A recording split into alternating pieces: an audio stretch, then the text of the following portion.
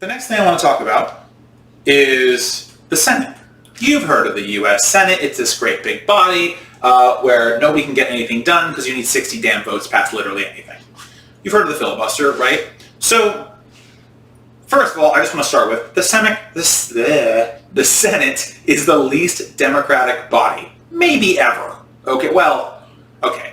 It is the least democratic body of all the bodies that purport to be democratic in some way, shape, or form, okay? I get it, there are lots of institutions that aren't democratic. Of institutions that purport to be democratic, the Senate is the least of those. And this is true for a number of reasons. The first reason is every state, regardless of size, gets 2 senators. So think about it this way. This is a Jade board. Let's call it Jade-istan. Sure. So Jade-istan is divided into 4 provinces. Let's just, this way. And each province of Jade-istan gets 10 representatives in the Jadenese government. Okay. Let's call them provinces 1, 2, 3, and 4. So provinces 1 and 3 both have 1 million people in them. But provinces 2 and 4 have 400 and 800 people in them respectively. So we get to the Jadenese government, and the people who have, the 800 people have just as much say as the 1 million people, and on the other side, the 400 people, or the 200 people, whatever I said it was, have the same amount of representation as the people with the 1 million. That's not democratic in the slightest. Democracy is premised on one voice, one vote, one person, one vote. The Senate turns that completely upside down. It enshrines into the founding of our Constitution conservative ideas. And I don't mean conservative as in politically conservative, I mean reactionary, like reactionary ideas, right? Because it's inherently undemocratic.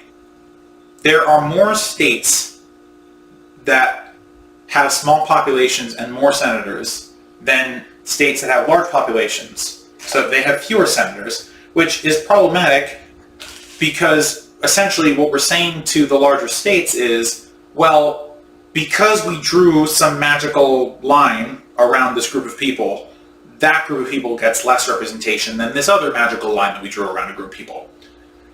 Which, by the way, it also enshrines into law typically an immovable advantage for conservatives politically, in the United States anyway, but it doesn't really matter. But the point is, look, even if the Senate was tilted towards the liberals or the left or whatever, it still wouldn't be democratic. It doesn't make it any better just because whatever side of it is undemocratic. You give people in one place more representation than people in another. That's undemocratic. The Senate needs to either serious reform or to be disbanded. The second thing that makes the Senate undemocratic is the filibuster, or the idea that you need 60 votes to pass anything. So putting aside the inherently undemocratic nature of the Senate, just as is, you get to this point where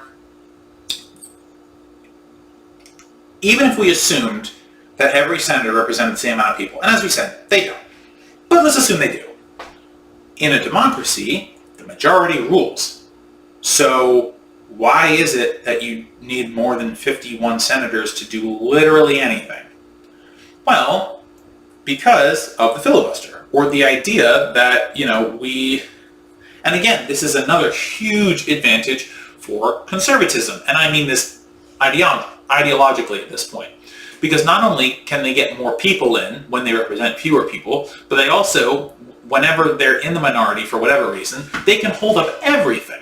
And by the way, just for a second, the Democratic Party likes to fight with itself all the time, so it's never getting 60 votes for nothing. But even if that wasn't the case, if we really believe in democracy, if we really believe in one person, one vote, the filibuster makes no sense. Why is it that in the House of Representatives that we can be comfortable with a simple majority getting things passed, but in the Senate we can't have that. It doesn't make any sense, and it's just one more. And by the way, the Senate is essentially a compromise to slave states. Was essentially a compromise to slave states. There was really no reason for it when the country was being founded, and that uselessness is essentially pervaded up to this day.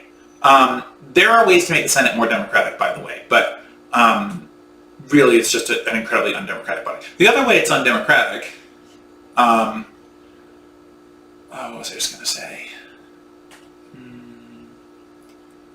Can't think of it. Oh, yes, I remember. Okay, so the other way the Senate is undemocratic is by how often we elect them. Well, that doesn't make much sense, Ben, because, there are senators up for election every 2 years. That's right. But a senator's term is 6 years, which is an incredible amount of time in politics. So, essentially, if you get elected as a senator and you do something really unpopular,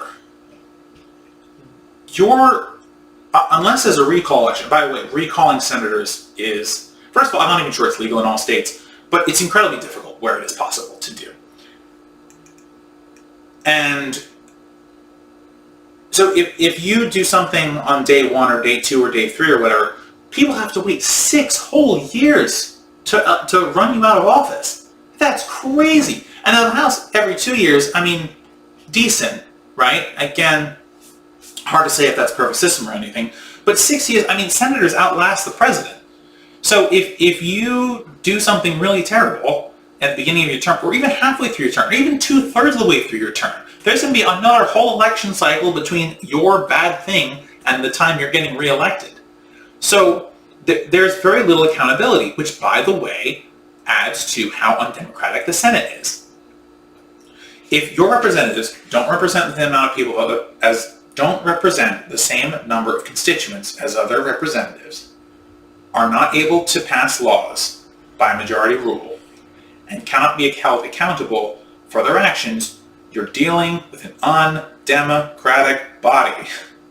So I don't have the solution for the Senate. I admit that.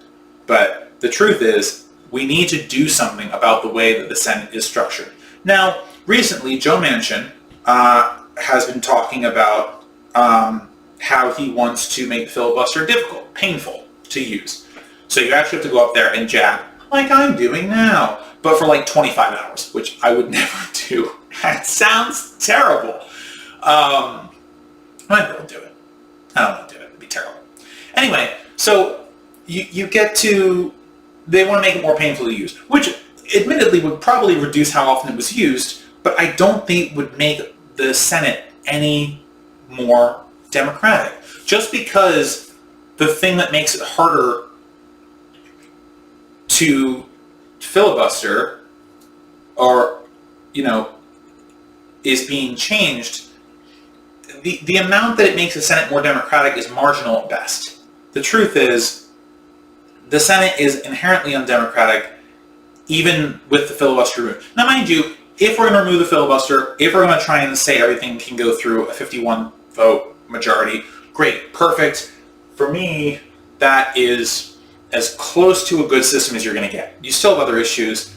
And by the way, like the creation of states, there's some weird politicking about that too. I don't really want to get into that. But essentially, the long and the short of it is, I hope I've laid out for you why it is the Senate is undemocratic, and I hope that when you hear about when the Senate does things, you'll keep in mind the inherent undemocratic nature of the Senate.